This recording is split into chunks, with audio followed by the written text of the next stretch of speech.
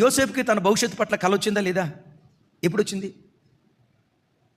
ఎప్పుడు? కొంచెం అప్రాక్సిమేట్గా చెప్పండి. 17 సంవత్సరాల వయసులో వచ్చింది.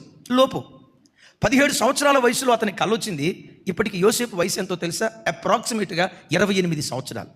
11 సంవత్సరాలు అవుతున్న ఆ కళ నెరవేరాల. వీళ్ళు చూడండి, ఈరోజు కలగన్నారు, 3 రోజుల్లో నెరవేర్చబడింది. నా మాట అర్థమవుతుందా? యోసేపు ఎన్ని సంవత్సరాల క్రితం కలగన్నాడు? పెద్దగా 11 సంవత్సరాల క్రితం కలగన్నాడు, ఇంకా నెరవేర్చబడలా. వీళ్ళు 3 రోజుల క్రితం కలగన్నారు, 3 రోజుల్లోనే నెరవేర్చబడిపోయింది.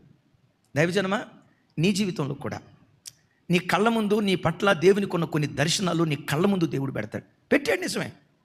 ఇదిగో నీ బ్రతుకులో నేను ఇలా చేస్తా, భవిష్యత్తులో నీ పిల్లల్ని ఇలా నిలవబెట్టబోతున్నా, నీ కుటుంబాన్ని ఇలా ఆశీర్వదించబోతున్నా, నీ సంఘాన్ని ఇలా బలపరచబోతున్నానని దేవుడు మన పట్ల ఆయనకున్న కొన్ని దర్శనాలు మనకు బయలుపరుస్తాడు. అయితే బయలుపరిచిన కొన్నిసార్లు నీ బ్రతుకులో ఆలస్యం జరిగింది.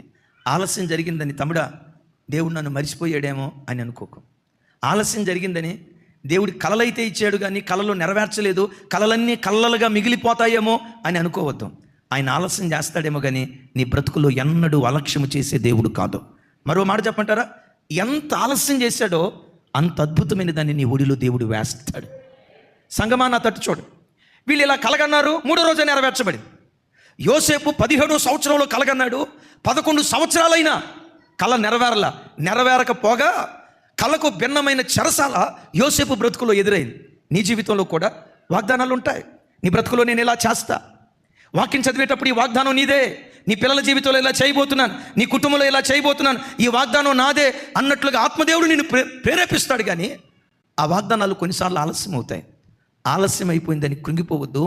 ఆలస్యం చేసిన నమ్మదగిన వాడు ఆలస్యం చేసి అద్భుతమైన ఈవిని నీ ఒడిలో దేవుడు వేయునుగాక. చప్పట్లు కొడితే యేసయ్యకు స్తోత్రాలు చెప్దాం. ఆమేన్, ఆమేన్. యేసయ్యకి మహిమ కలుగును గాక. ఇప్పుడు కూర విత్తనాలు ఉన్నాయి. కూర విత్తనాలు విత్తేమనుకోండి, ఎన్ని రోజుల్లో మొలకెత్తుతుంది? 2-3 రోజుల్లో. ఎన్ని రోజుల్లో పంట వస్తుంది? 1 నెల రోజుల్లో నుంచి కాపు స్టార్ట్ అయిపోద్ది. టమాటా విత్తనం వేసాం, వంకాయ విత్తనం వేసాం, కాపు నెలలో నుంచే వస్తుంది. 2-3 నెలలు ధూమ్ధాం ఫుల్ పంట. దాని పక్కనే కొబ్బరి విత్తనం వేసాం. కొబ్బరి విత్తనం బతికి మొలకెత్తడానికే 3 నెలలు పట్టింది. ఈలోపు ప్రక్కన నాటబడిన టమాటా చెట్టు అంటది, చూడవే నీతో పాటు నేను నాటబడ్డా, నేను అప్పుడే సెట్ అయ్యా, కాయలు కూడా ఇస్తున్నా, నీ బతుక్కు చూడు. చెప్పాలి. కొన్నిసార్లు నీ చుట్టూతో ఉన్న పరిస్థితులు చూడు. వాళ్ళకి పిల్లలు పుట్టారు, నీకు పుట్ల. చూడు వాళ్ళ పిల్లలకు ఉద్యోగం వచ్చింది, నీకు రాలా. చూడు వాళ్ళు ఇల్లు కట్టుకున్నారు, నీ బ్రతుకులో కనీసం అద్దె కూడా కట్టుకునే గతి నీకు లేదు అని కొన్ని పరిస్థితులు చూపించి సాతాను కృంగదీస్తాడు.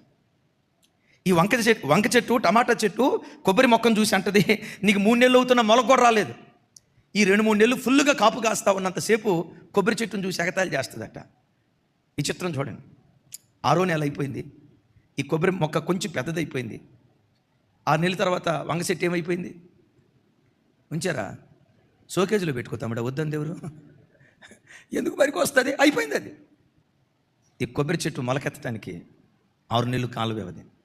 దానిలో నుంచి ఫలాలు రావటానికి సుమారుగా 5 నుంచి 7 సంవత్సరాల కాల వ్యవధి. ఒక్కసారి కాపు స్టార్ట్ అయిందా, విత్తినోడు చచ్చిపోవాలే కానీ చెట్టు చచ్చిపోదంతే. ఆ తెలుగు అర్థమైందా? విత్తినోడు చచ్చిపోవాల్సిందే కానీ ఆ చెట్టు అలాగే బ్రతికి పిల్లల పిల్లలకు అది ఫలాలు ఇవ్వటం ప్రారంభిస్తుంది. దైవజనమా, తాత్కాలికపు దీవెన దేవుడు నీకు ఇవ్వడో, పొంగిపోయే దీవెన దేవుడు నీకు ఇవ్వడో, ఈ రోజు ఉండి రేపు మాయమైపోయే దీవెన నీకు ఇవ్వడో. దేవుడు నీకేదైనా ఇస్తే నీ పిల్లలు అనుభవించేది దేవుడు నీకు అనుగ్రహిస్తాడు.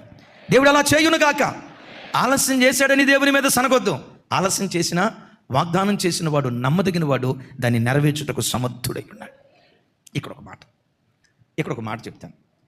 పానదాయకుల అధిపతి విడుదల పొందేటప్పుడు యోసేపు అన్నాడు, అయ్యా నీకు మేలు కలిగినప్పుడు నన్ను జ్ఞాపకం చేసుకోయ్యా అన్నాడు. పెద్దగా చెప్పండి. ఎవరిని బతిమలు ఆడుకున్నాడు?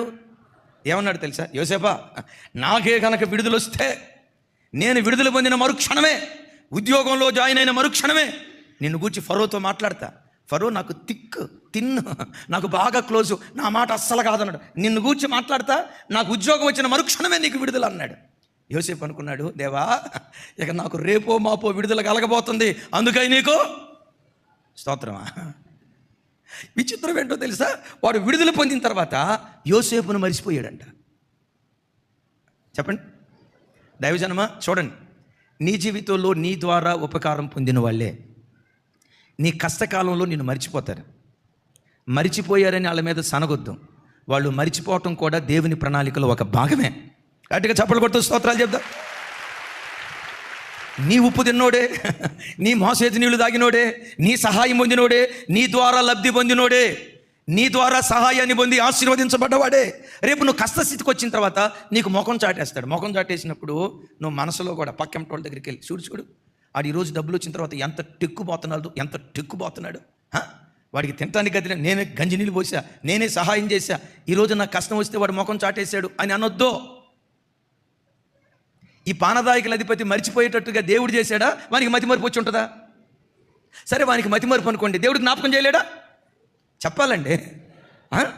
మొరదకకి దక్కాల్సిన ప్రతిఫలం దక్కకపోతే రాత్రి నిద్ర పట్టకుండా దేవుడు చేసి మొరదక చేసింది దేవుడికి జ్ఞాపకం చేయలేదా? నేనంట పానదాయకుల అధిపతికి మతిమరుపు కాదు, కానీ దేవుడే మర్చిపోయేటట్టుగా చేశాడు. ఎందుకో చెప్పంటారా?